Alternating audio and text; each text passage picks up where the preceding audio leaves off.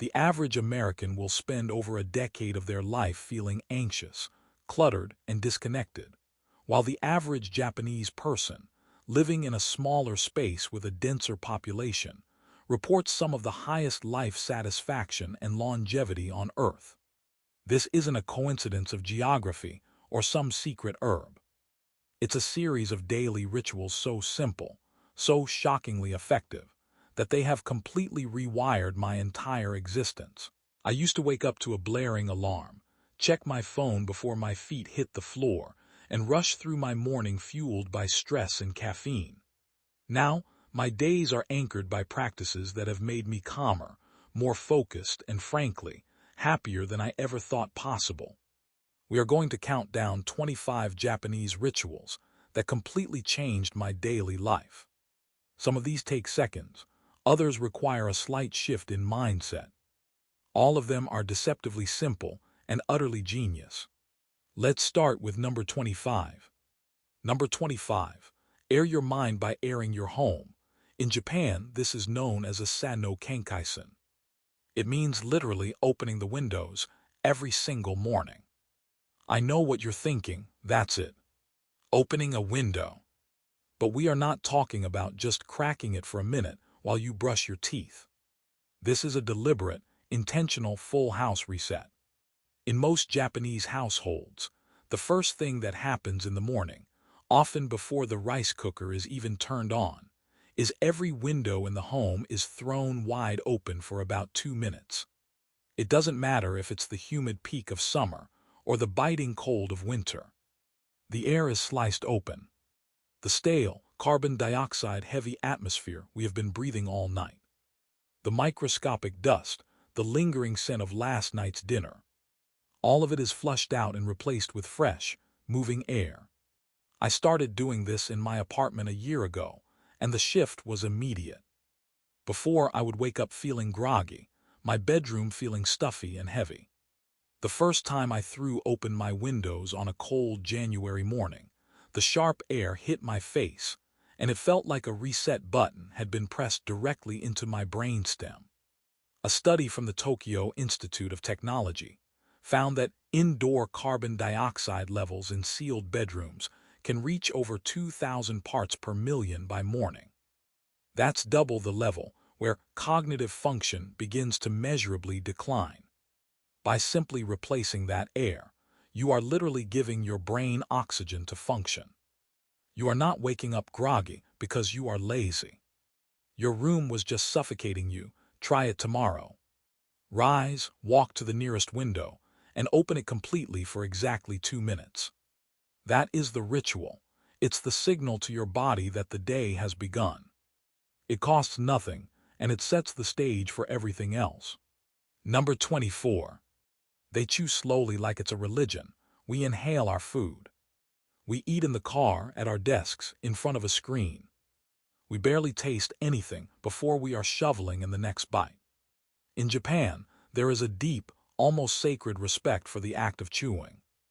And living there, I notice children are taught to count their chews. This isn't just a manners thing. It is a biological cheat code. I remember sitting in a small ramen shop in Kyoto, watching a man next to me eat his noodles. He wasn't slurping them down quickly. He was savoring each small clutch of noodles. He would take a bite, place his chopsticks down and chew. Then chew some more. I started timing it. He was chewing a single mouthful of food 30, sometimes 40 times. When we chew, our saliva begins the digestive process, breaking down carbohydrates and fats before they even hit our stomach. A study from the University of Tokyo School of Medicine showed that thorough mastication, chewing until food is essentially liquid, increases diet-induced thermogenesis, meaning you actually burn more calories processing the food, and it drastically reduces the risk of metabolic syndrome. More importantly, it forces a pause. It takes about 20 minutes for your brain to register the fullness signals from your stomach. If you wolf down a 1,500-calorie meal in 10 minutes, you have overshot your satiety by a mile before your brain ever gets the memo. By chewing slowly, you give your body the time it needs to say, I'm full. This is the mechanical foundation of hara hachibu, the Confucian adage adopted by the people of Okinawa to eat until they are 80% full. You cannot achieve hara hachibu if you are eating fast. You can only listen to your body if you slow down enough to hear it. Put your fork or your chopsticks down between every single bite. Count to 30. Taste the salt, the sweet, the umami. Eating is not a chore.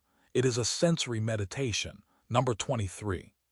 They find their reason to jump out of bed. We call it a life purpose. In Japan, they call it ikigai. This isn't a grand, distant ambition to be a CEO or own a yacht.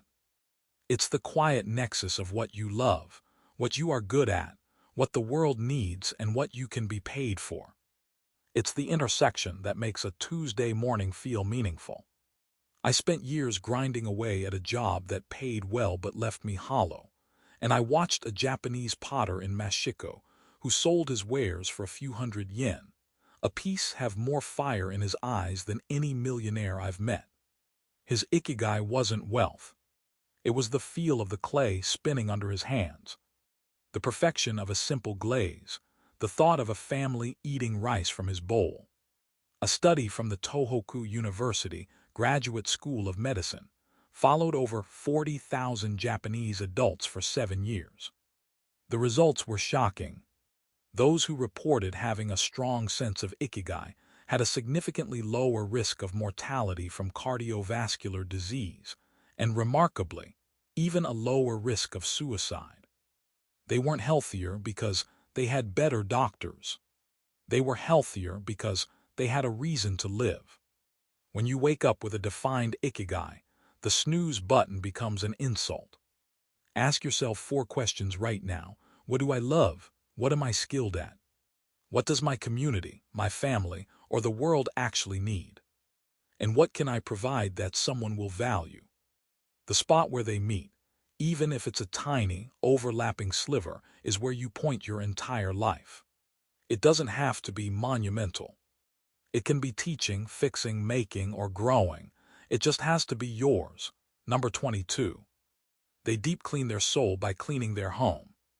This is asoji, and it is not your casual Saturday vacuum job. As the year draws to a close, all of Japan stops. Schools, offices, and families engage in a ritualistic deep cleaning that borders on the spiritual. They attack the grime that has accumulated on the stove vents. They wipe down the window tracks. They pull out the refrigerator and conquer the terrifying dust bunnies hiding there. But the purpose is not just a sparkling house. Asoji is a physical manifestation of purification. It is scrubbing away the spiritual dust of the past year, so you don't carry it into the new one. The first time I participated in asoji with my friend Ryo's family in Sapporo, I thought we were just cleaning. 3 hours in, on my hands and knees scrubbing a baseboard I had never noticed, I felt a shift. As the black grime lifted onto my rag, a weird, heavy weight felt like it was lifting from my chest. We finished, and the house wasn't just clean. It felt sacred. We sat down for hot tea, and the air itself felt lighter, vibrating with a quiet, pristine energy. A cluttered home is a constant, low-level visual stressor. Psychologists at UCLA published findings in the Journal of Personality and Social Psychology, linking a cluttered home environment to elevated cortisol levels, particularly in women. Your brain sees the mess and registers unfinished business. It reads the pile of laundry as a task screaming for attention. Conversely, the minimalist, immaculate space of a Japanese home post-asoji allows your brain to quiet down. You aren't spending money on therapy to calm your mind, while your environment screams chaos at your eyes. Pick a single corner tomorrow, not the whole house. 1 drawer, 1 shelf, 1 windowsill. Clean it with the intention of releasing the past. That is asoji. Number 21. They worship the floor. In Japan, the floor is a sacred, hyperfunctional surface. You do not walk on it with the same shoes that touched the dirty sidewalk, the wet subway platform, the public restroom. The moment you step into a Japanese genkin, the traditional entryway, you shed your outside shoes. This is a hard, non-negotiable boundary. Outside is dirty, inside is clean. The outside world with its stress, its noise, its literal filth, stays outside. When I moved back to the US, I kept this habit. My entryway has a strict no outdoor shoes policy. I bought a set of soft indoor slippers. The immediate, tangible benefit is hygiene. A study by a major flooring company tested the bottoms of shoes and found that the average pair carries over 400,000 units of bacteria, including E. coli and coliforms. By taking off your shoes, you are preventing neurotoxins, pesticides, and fecal matter from being tracked across the carpet where your baby crawls and where you lie down to watch TV. But the psychological impact is even more profound. The physical act of untying laces and stepping up into the clean space is a daily ritual of transition. I am leaving the chaos behind. I am entering my sanctuary. You will immediately notice your floors stay cleaner, you'll mop less, and the moment your bare or slipper-clad foot touches that unsullied floor, a subtle calm washes over you. It's a boundary. Draw it. Number 20. They practice the art of living impermanence. Ikebana is often dismissed in the West as flower arranging, a hobby for the bored. But Ikebana is a brutal, beautiful confrontation with the passage of time. I took a class in Tokyo, expecting to learn where to stick a rose in a foam block. The teacher, a woman in her late 70s with the calmest hands I have ever seen, spent the first 10 minutes teaching us how to hold the scissors. Then we just looked at a single, wounding branch. Ikebana is sculptural minimalism. It's about the line, the space between the petals, the asymmetry that makes nature feel alive. You are not creating a perfect, frozen bouquet. You are creating a moment that is already dying. The flower is a sacrifice, honored in its imperfection and its mortality. In the quiet of that classroom, arranging a bent spirea branch and a single white chrysanthemum, my hands stopped shaking. My internal monologue, usually a frantic to-do list, went silent. This is the power of focused creation. A 2010 study in the Journal of Physiological Anthropology found that active interaction with flowers, specifically arranging them, significantly reduced stress markers like oxyhemoglobin concentration in the prefrontal cortex and increased feelings of comfort and relaxation. You don't need a formal class. Find a ragged weed, a fallen branch, a $10 bouquet from the grocery store. Cut away the noise, find the line, position the stem with deliberate intention for 10 minutes. It is a complete mental reset. It teaches you that beauty is not about covering a surface, but exposing the essential. Number 19. They bathe, they don't just shower. For us, a bath is a quick soak, maybe with some bubbles to relax sore muscles. For the Japanese, afuro is a nightly ritual of renewal that bookmarks the end of the day. And there is a sacred sequence to it. You do not enter the afuro dirty. First, you sit on a small stool outside the deep soaking tub. You scrub every inch of your body with a washcloth and soap. You wash your hair. You rinse completely until not a single sud remains. The bath water is kept immaculately clean. Then and only then do you slip into the deep, scalding hot water. The water often comes up to your chin. You sit in silence, no phones, no splashy disruptions. I installed an afuro setup in my home, just a deep tub and a wooden stool, and it has replaced my evening glass of wine. The heat profusion in the water increases your core temperature, actively relaxing the slick muscle fibers along your spine and neck. A 2019 study in the journal Heart found that frequent, immersion-style hot bathing was strongly correlated with a lower risk of cardiovascular disease and stroke. The hydrostatic pressure of the water gently compresses your lower limbs, pushing blood back toward your heart and reducing systemic edema. As your body heats up, the blood vessels dilate, reducing blood pressure. But the real magic is the silence. In a world of constant input, The afuro forces a digital and auditory quarantine. Your nervous system downshifts from a sympathetic, fight or flight state to a parasympathetic, rest and digest state. You emerge clean, relaxed, and profoundly ready for deep, ancient sleep. Sweat, rinse, soak. That is the order. Do it tonight. Number 18. They enter the forest. Shinrin-yoku translates directly to forest bath, but there is no water. It is the immaculate art of bathing all 5 of your senses in the atmosphere of the woods. We go for a hike and we are counting miles, trying to get our heart rate up, checking the map app on our phone. This is not a hike. A Shinrin-yoku session might involve walking barely half a mile over 2 hours. You are not moving through nature. You are letting nature move through you. The Japanese government has invested millions in researching this practice and has sanctioned specific trails across the country as official therapy routes. They have the data. Scientists at Nippon Medical School in Tokyo have shown that a 20-minute session in the forest significantly lowers cortisol levels, reduces blood pressure, and spikes the activity of natural killer cells, a white blood cell that targets cancerous tumors and virally infected cells in the body. This is not folklore. The trees release airborne chemicals called phytoncides, which we inhale. These are a tree's natural defense system against insects and rot, and our bodies react to them by boosting our own immune function. In one study, a 3-day, 2-night forest bathing trip showed an increase in natural killer cell activity that lasted for more than 30 days. This is a clinical immune boost, delivered silently by coniferous trees. I do a mini version every Saturday. I walk into a park, I leave my phone in the car, and I just stand there. I touch the bark. I smell the soil. I listen. It's the most productive thing we can do for our longevity, and it requires 0 effort. Just 20 minutes of presence. The forest does the work for you. Number 17. They meditate by writing movements.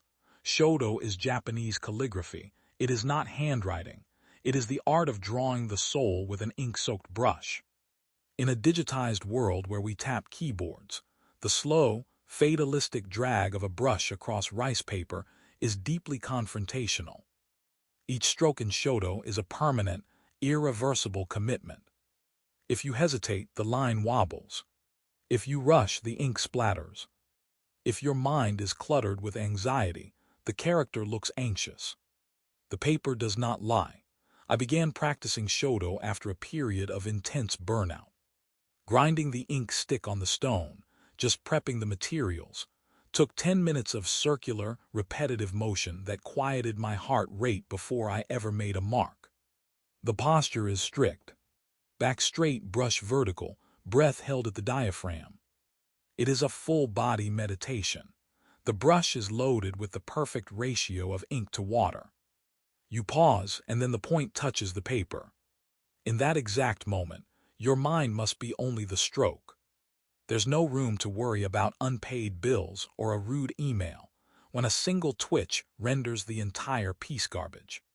This is a practice called baki in the nervous system, a heightened state of relaxed, alert concentration. The act engages the prefrontal cortex while calming the amygdala. After an hour of Shodo, I feel as if my brain has been deep cleaned. The stray thought loops are gone. Pick up a simple calligraphy brush pen. Don't aim for beauty, aim for presence. Draw a slow, deliberate circle on a piece of paper, watching the ink bleed into the fibers. Feel the friction.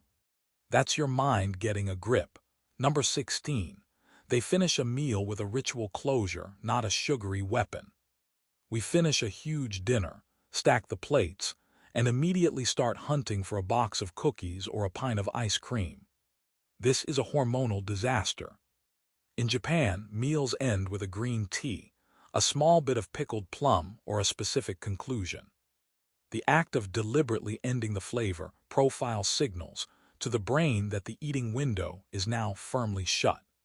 The ritual is about digestion and discipline. I noticed this when I was living with a family in Fukuoka. The hot, mildly bitter green tea at the end of a meal, often served with a tiny piquant mono, a pickled vegetable, acted like a chemical palate cleanser. The lingering sweetness and fat on the tongue from the meal were washed away and replaced with a sharp, astringent signal. This is a dopamine circuit breaker.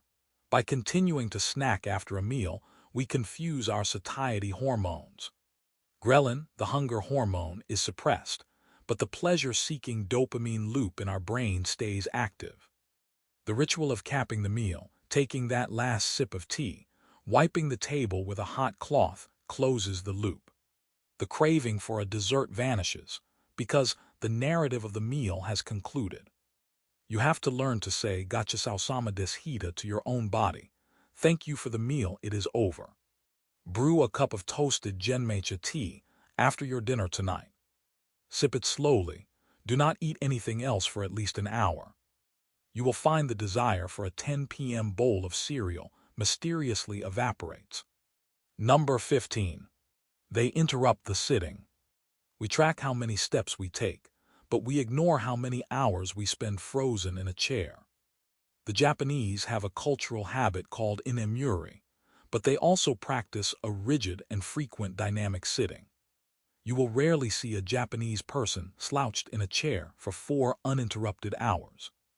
The body is constantly being asked to move. I was visiting an elementary school in Osaka, and I noticed that every 50 minutes, a bell rang and the children stood up. They didn't run a lap.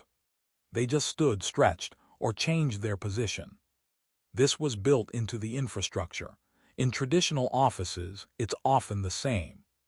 People don't rely on a standing desk or a fancy ergonomic chair. They rely on changing their posture. The danger in America is the static load. The constant, low-grade compression of the intervertebral discs that doesn't cause a sharp pain, but slowly dehydrates the spine over a decade. A study from the University of Tokyo's Department of Rehabilitation Sciences tracked the metabolic health of sedentary workers and found that interrupting sitting every 30 minutes with just 1 minute of standing or slow walking significantly attenuated the spikes in postprandial blood glucose and triglycerides. It's not about hitting the gym for an hour and then being a statue for the rest of the day. That hour of exercise cannot undo the metabolic damage of 11 hours of continuous sitting. Set a timer, not a notification on your phone that you swipe away, but a loud, obnoxious bell every 30 minutes.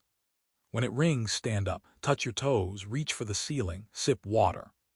Just change the angle of your hips. It's about keeping the synovial fluid moving in the joints. Your body is a moving machine. A parked car rusts. Number 14. They find beauty in the broken. Kintsugi is the art of repairing broken pottery with lacquer dusted with powdered gold. You smash a tea bowl, and an artist glues it back together, making the cracks the most visible, glorious part of the vessel. We throw away broken things. We hide our scars with makeup. We lie in interviews about our failures, trying to present a perfect, unblemished resume.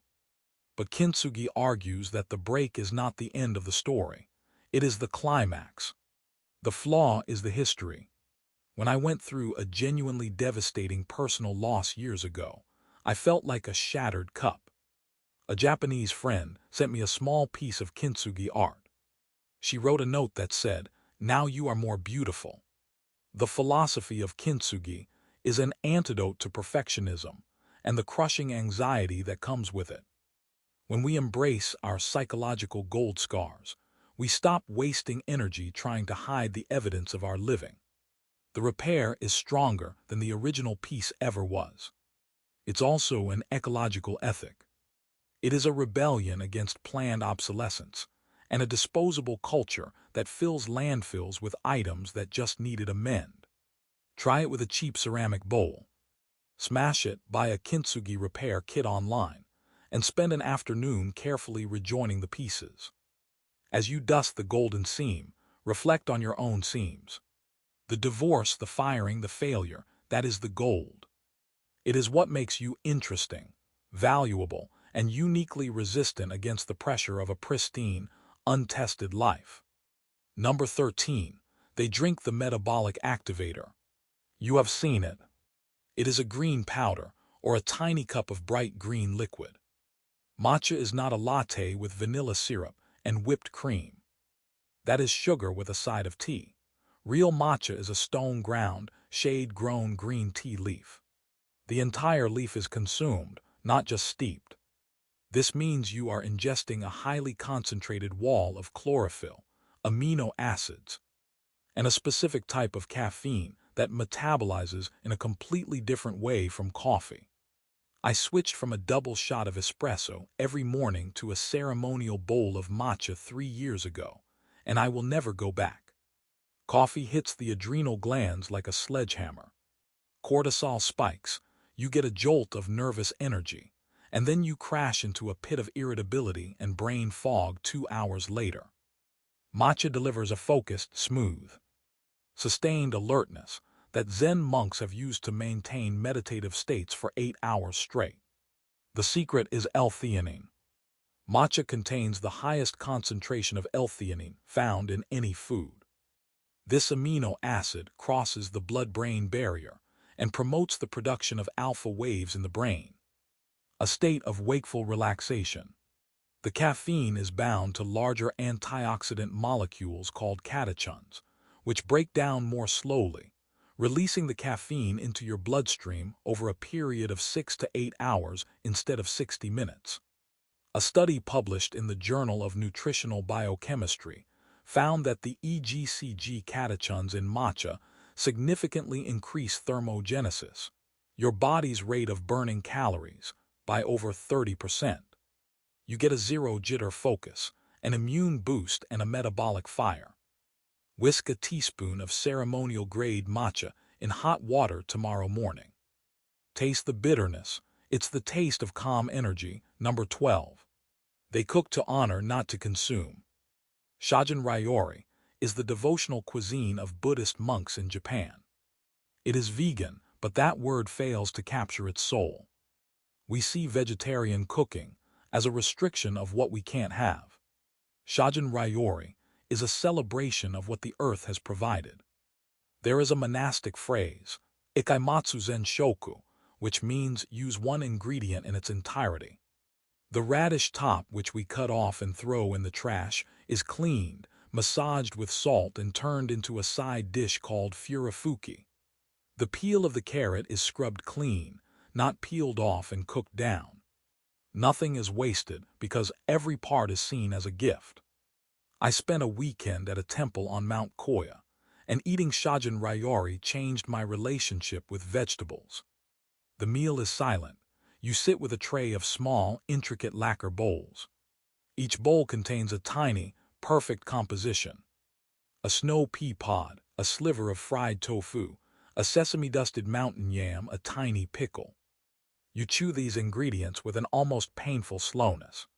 Because the flavors are delicate, you have to really pay attention to taste them. You are forced into a state of hyper-awareness by the subtlety of the flavor itself. There is no heavy cream, no bacon fat, no overpowering garlic to numb your tongue. When you eat this way, you realize how bludgeoned our taste buds are by the hyper-palatable, engineered food of the West. For a single meal this week, buy only vegetables. Do not peel them unless it is inedible. Cook them simply with miso or soy. Eat in silence.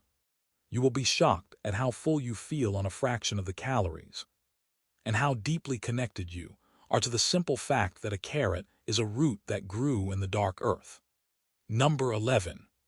They spend 100 minutes a month in sacred silence. We have lost silence. It makes us uncomfortable. We put on podcasts when we drive. We play music when we shower. We scroll social media with the TV on in the background, just to hear the static of voices. Japan still has pockets of enforced silence, and they are sanctuaries of sanity. It might be in the Ofuro, on a packed but utterly silent subway car at 8 a.m., or in the meditative silence of a tea ceremony. The ritual of Seiyaku is the deliberate cultivation of inner tranquility independent of external circumstances. It's moving from a place of sensory bombardment to a place of no input. When you eliminate auditory stimulus, your brain's default mode network, the part that spins stories and generates anxiety, initially freaks out. You feel boredom, but if you push through that wall, something miraculous happens. The brain shifts into a lower frequency, often producing theta waves associated with deep meditation and creative insight. In one experiment, researchers found that just 2 hours of silence per day prompted the growth of new cells in the hippocampus, the brain region associated with memory and learning. I have started taking silent drives, a 20-minute drive to the store with no radio, no phone connected, just the hum of the tires. The first 5 minutes are agony. My brain screams for dopamine. By minute 15, I have solved problems I've been banging my head against for days. Silence isn't empty. It is full of answers. Find your quiet zone. Even if it's just sitting in your parked car in the garage for 10 minutes before walking into the house. No phone. No music, just breath. That is Seiyaku. Number 10. They treat serving tea as a performance art. The Japanese tea ceremony is called chado, the way of tea. It is not about drinking the matcha. It is about the precise, choreographed, deliberate sequence of movements. The host becomes a living sculpture of intention. Every gesture, from the wiping of the tea caddy to the rotation of the tea bowl, so the front faces the guest, is scripted, practiced, and perfect. But the philosophy of chado is Sen no Rikyu's principle of ikigo ikki, or one time, one meeting. The ceremony is a unique, unrepeatable moment in time. The host treats it as if they will never see these guests again. The guests treat the tea as if it is the last cup they will ever taste. Applying this to my modern life meant killing the autopilot. I prepare a single cup of coffee in the morning now, as if it is a chado performance. I heat the water. I grind the beans manually with a slow, hand-cranked mill. I feel the resistance of the bean. I pour the water in a perfect, slow spiral. I take a moment to smell the bloom of the grinds. By doing this, I am no longer just caffeinating. I am engaging in a ritual that tells my anxiety-riddled brain, watch. Feel you are alive right now. It is a grounding technique that pulls me out of the future-tripping fear and plants me firmly in the hands and the steam. You don't need a kimono and a tatami room. You just need a kettle and the decision to not rush. Prepare a hot drink for yourself with the gravity of a Zen abbot. It makes the drink sacred. It makes the drinker worthy. Number 9. They walk with intention. A walk in Japan is rarely a power walk or a haphazard stumble. There is a deeply embedded practice of ritualized walking, particularly along the old pilgrimage routes like the Kumano-Kodo. But even on the commute, there is a rhythmic, upright posture. We have lost the ability to just walk. We see it as a means to burn calories or get a step count. But a walking meditation is a form of bilateral stimulation. The steady, alternating rhythm of the left foot and right foot processes trauma and stress in a way that mimics REM sleep. The Japanese concept of arukikata, or the way of walking, involves engaging the core, tucking the pelvis, and breathing in rhythm with the stride. I started walking a mile every morning with a specific focus. I do not listen to anything. I keep my gaze soft on the horizon. I breathe in for 4 steps, hold for 2, out for 4. This hyperoxygenates the blood and manual shifts my nervous system. According to a study from the Tokyo Metropolitan Institute of Gerontology, elderly adults who maintained a specific gait speed and an upright walking posture had a significantly higher cognitive function score in longitudinal tracking than those who shuffled or walked with a bent spine. Your walk reflects your mind. A shuffling, slow gait is often a withdrawal from life. A deliberate, heel-to-toe stride is an engagement with it. Walk as if you are kissing the earth with your feet. You will feel the anxiety literally shake loose from your limbs with every step. Number 8. They pick up their house every single time. In the West, we have cleaning day. The house descends into a chaotic mess for the entire week, causing us immense background stress, until we finally blast it with a 4-hour cleaning binge on Saturday, which we hate. Japanese households operate on a principle of continuous, lightweight tidying. Because the house is small and the floors are often multi-purpose, you cannot leave a mess. The futon is folded and put away in the closets every single morning. The act of shimatsu is to put things back in their proper state immediately. This is not just about neatness. It eliminates the "oh no, the dishes are piling up" anxiety that hums in the back of the Western conscious mind like a faulty generator. Anytime you walk into a room, you look for one thing to return to its home. A cup to the sink, a book to the shelf, a pair of slippers rotated neatly to face the exit for the next use. The psychological benefit is the absence of a to-do list staring at you. Your home ceases to be a source of visual noise and becomes a recharge station. The physical act of bending down to fold the futon is also a morning stretch that signals the sleep phase is over. Do not sit down for breakfast until your bed is made and the surfaces around you are completely clear. It takes 60 seconds. That small win triggers a small dopamine hit, a reward for completing a task, which gives you the momentum to complete the next one. Before you know it, you live in a state of perpetual, effortless order. Number 7. They break the routine intentionally. This sounds like the opposite of a ritual. We think of discipline as doing the exact same thing every day.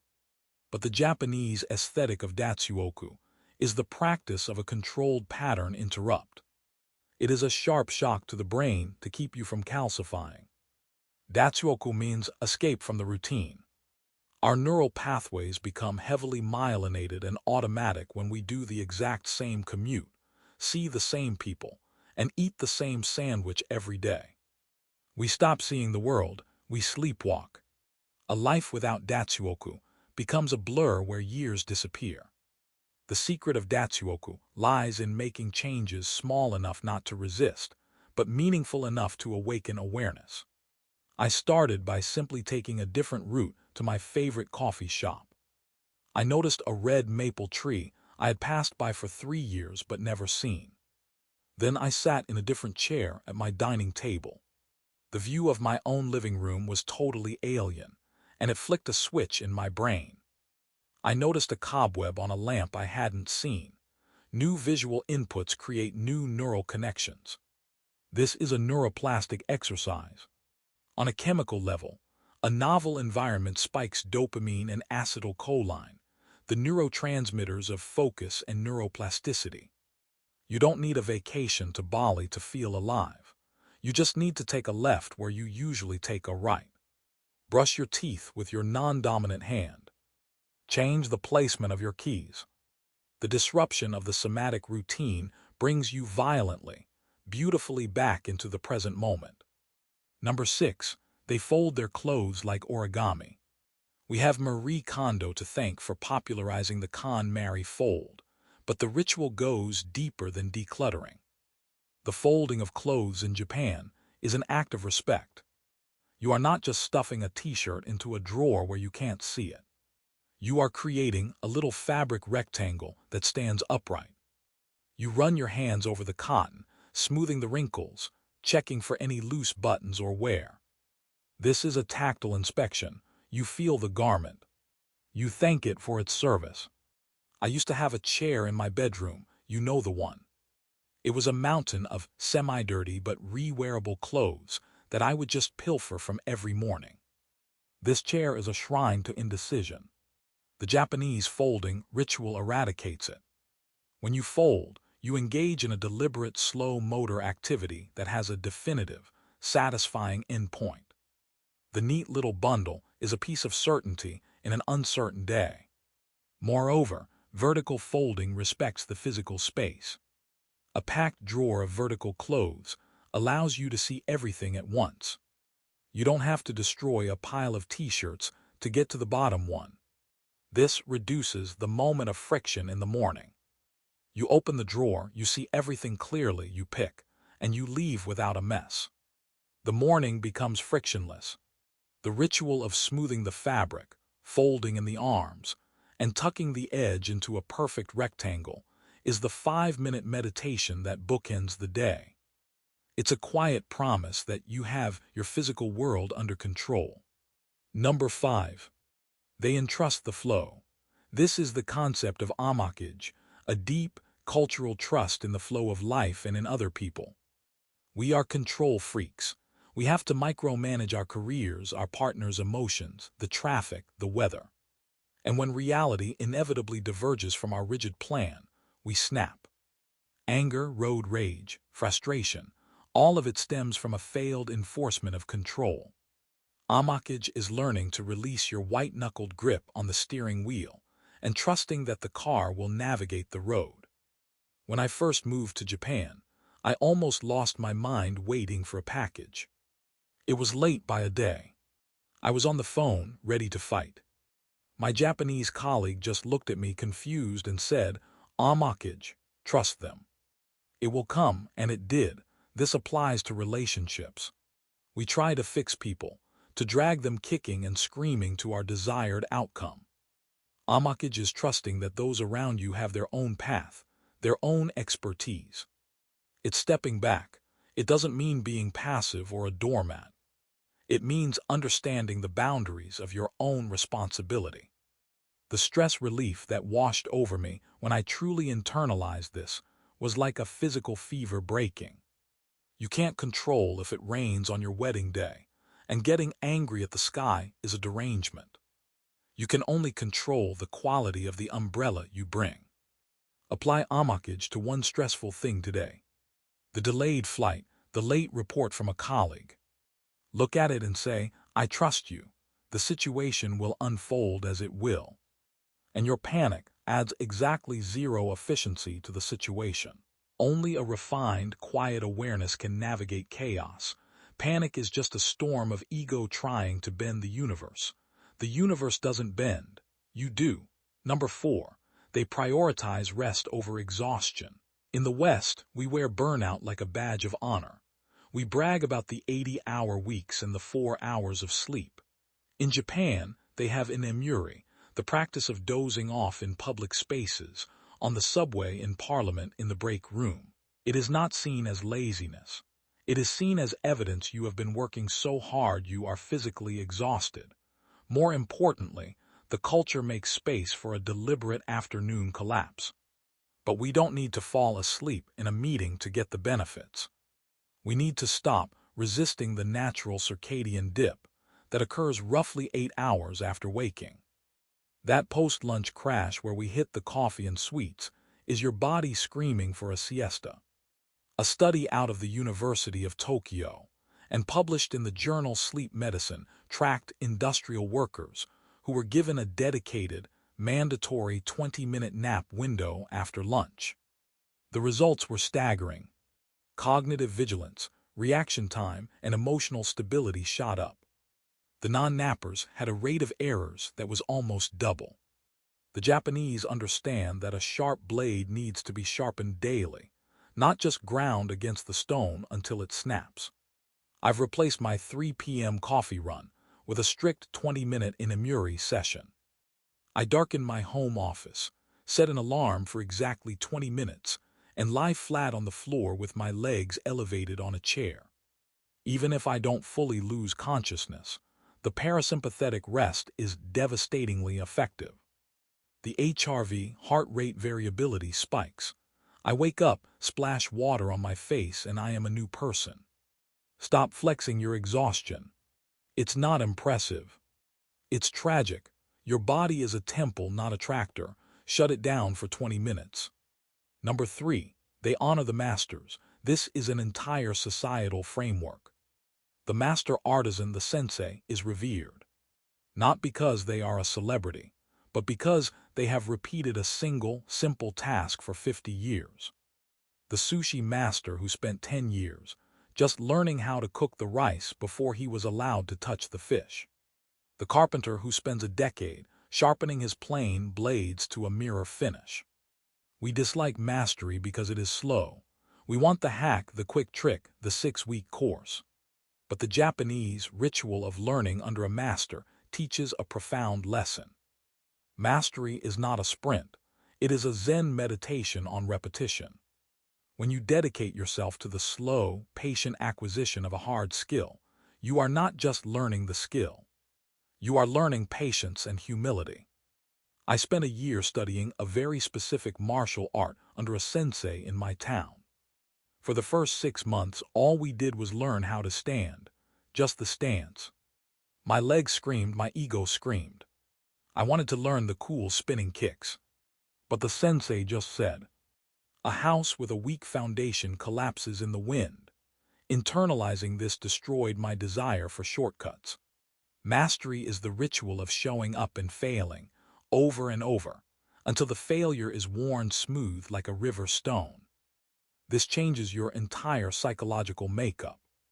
You stop freaking out when you don't understand a new software program at work in 10 minutes. You stop feeling inadequate. You simply enter the beginner's phase with respect and patience. That is a superpower. Number 2, they find luxury in simplicity.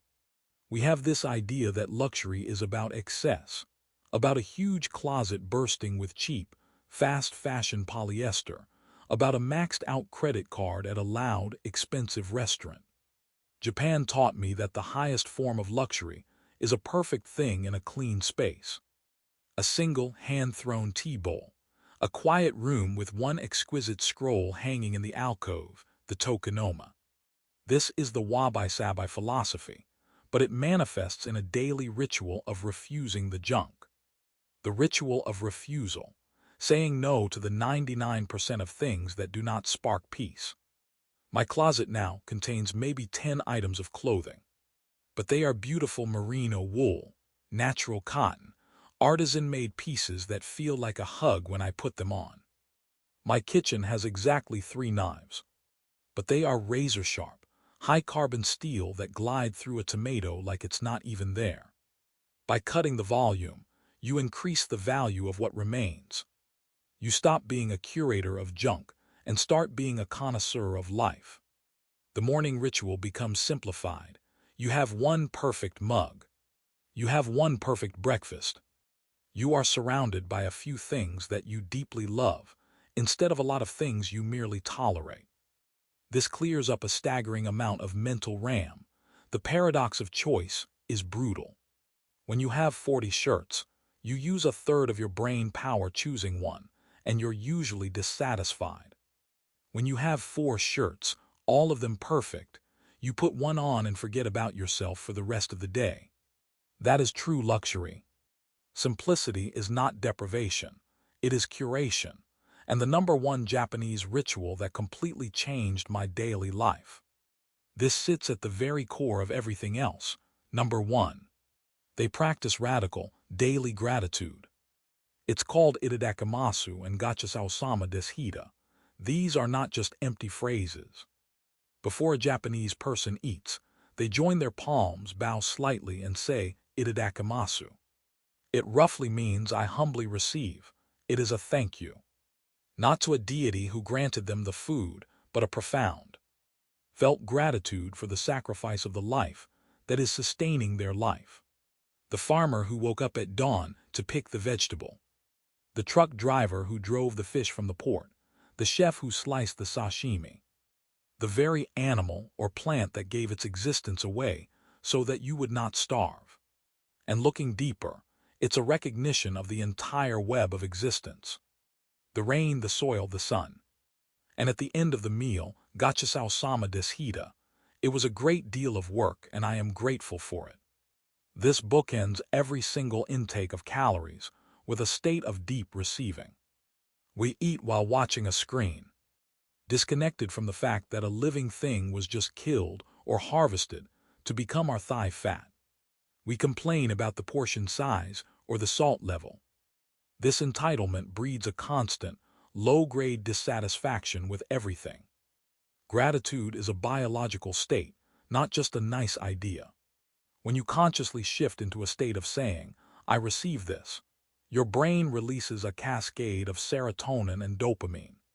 A study from the University of California found that people who physically write down things they are grateful for on a daily basis sleep a full hour more per week and report a massive decrease in pain syndromes. The Japanese have hardwired this into their language. I absorbed this ritual, and it broke my cynicism. When I say itadakimasu before a simple, lonely meal that I made for myself, I am no longer a lonely, sad bachelor. I am a part of the ecosystem. It connects you to the soil. When I say gachasao-sama after, I am acknowledging that the effort of living is worthwhile. For you, this might feel silly at first. Saying a quiet word over a burger feels almost blasphemous to our culture of speed and sarcasm. Do it anyway, stop, drop the shield of irony, look at the food. Consider the chain of sacrifice it took to get to you, from the photosynthesis of the leaf to the hands of the stocker at the grocery store. Acknowledge it, thank it. When you finish, and you feel full and alive, acknowledge that the meal successfully fueled your existence for another day. It is the ultimate ritual of presence. It transforms a mere biological function into a continuous string of miracles. And a person who sees miracles cannot be anxious. A grateful heart doesn't pound with fear. It's the single most powerful, instant reset in the entire human experience. And it costs nothing but a moment of sincerity. 25 rituals. They seem like a lot, but they are actually just the removal of chaos. It's not about adding a complex Japanese skincare routine or a 12-tiered bento box lunch to your day. It's about air, water, silence, intention, and gratitude. It's about treating your home like a temple, your body like a vessel, and your food like a gift. You don't have to do them all tomorrow, you just have to do one. Open the window. Chew your food. Say thank you. The ancient wisdom of Japan isn't locked away in the mountains of Kyoto. It's right there, waiting for you to turn off the noise and receive it.